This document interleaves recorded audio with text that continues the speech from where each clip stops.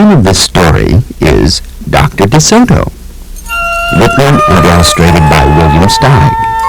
And this is dedicated to Delia, Sidonia, Sylvan, Estelle, Kyle, Molly, Lee, Tina, Serena, Zachary, and Zoe. Dr. DeSoto, the dentist, did very good work, so he had no end of patience. Those close to his own size, moles, chipmunks, etc., sat in a regular dentist chair. Larger ones sat on the floor, while Dr. DeSoto stood on a ladder.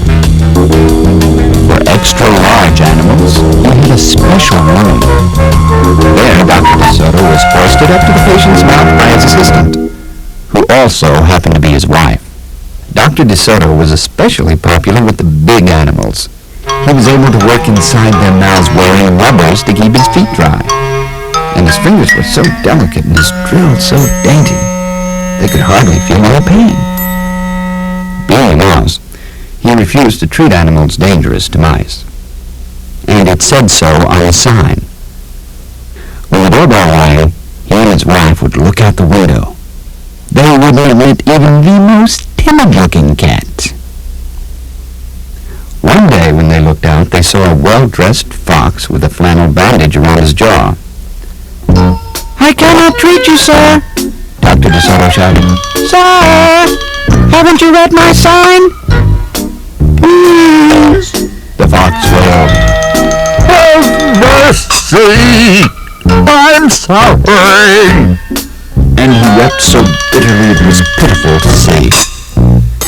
"Just a moment," said Dr. DeSoto. "That poor fox," he whispered to his wife. "What shall we do?" "Let's risk it," said Mrs. DeSoto. She pressed the buzzer and let the fox in. He was up the stairs in a flash.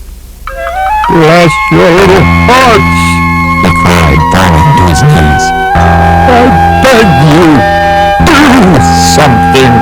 My tooth is killing me." "Sit on the floor, sir," said Dr. DeSoto. "And remove the bandage, please." Dr. DeSoto climbed up the ladder and bravely entered the fox's mouth.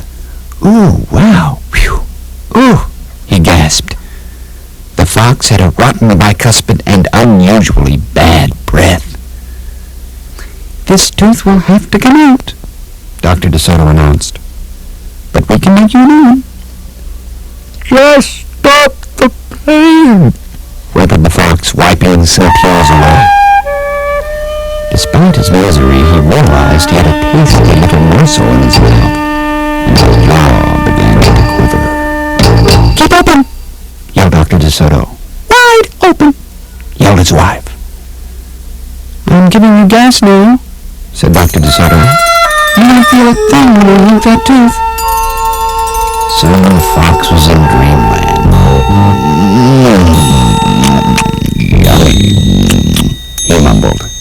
"How I love them raw. With just a pinch of salt. I'd rather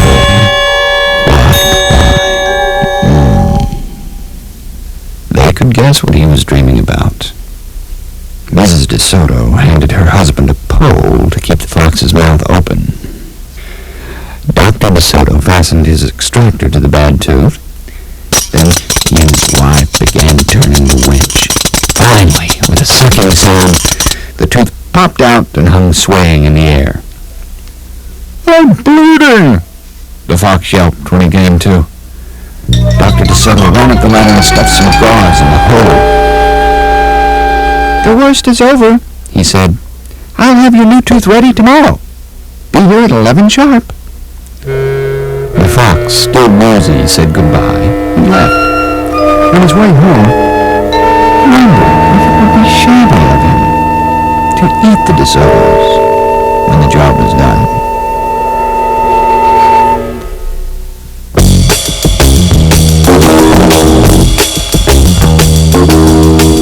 After office hours, Mrs. DeSoto loaded a tooth of pure gold and polished it. "Raw with salt indeed," muttered Dr. DeSoto. "How foolish to trust a fox! He didn't know what he was saying, said Mrs. DeSoto. Why should he harm us? We're helping him. Because he's a fox, said Dr. DeSoto. They're wicked, wicked creatures.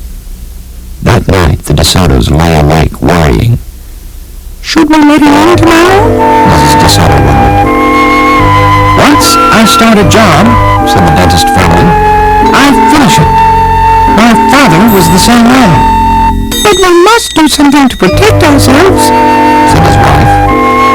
They thought and thought until they formed a plan.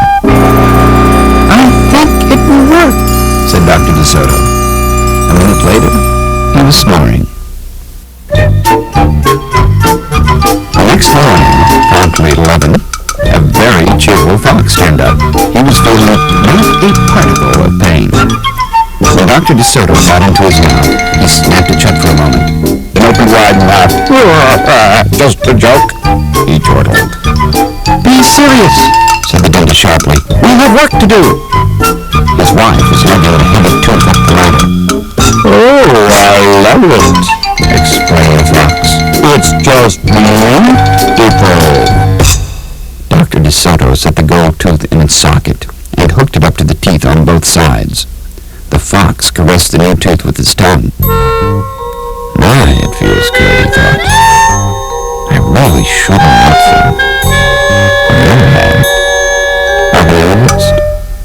We're not finished, said Dr. DeSoto, holding up a large jug. I have here a remarkable preparation developed only recently by my wife and me. With just one application, you can be rid of toothaches forever. How would you like to be the first one to receive this unique treatment? Well, I certainly would, the fox declared. I'd be honored. He hated any kind of personal pain. You will never have to see us again, said Dr. DeSoto. No one will see you again, said the fox to himself. He had definitely made up his mind to eat them, with the help of his brand new tooth. Dr. DeSoto stepped into the fox's mouth with a bucket of secret formula and proceeded to paint each tooth. He hummed as he worked.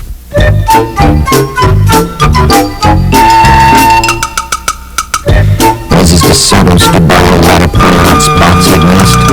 The fox looked very happy. When the dentist was done, he stepped out. Now close your jaws tight, he said, and keep them closed for a full minute. The fox did as he was told. Then he tried to open his mouth, but his teeth were stuck together. Excuse me, I should have mentioned, said Dr. DeSoto, you won't be able to open your mouth for a day or two. The secret formula must first permeate the dentine. But don't worry, no pain ever again. The fox was stunned. He stared at Dr. DeSoto, then at his wife. They smiled and waited. All he could do was say, "Thank you very much," through his clenched teeth, and get up and leave. He tried to do so with dignity. Then he stumbled down the stairs in a daze. Dr. DeSoto and his assistant had outfoxed the fox. They kissed each other and took the rest of the day off.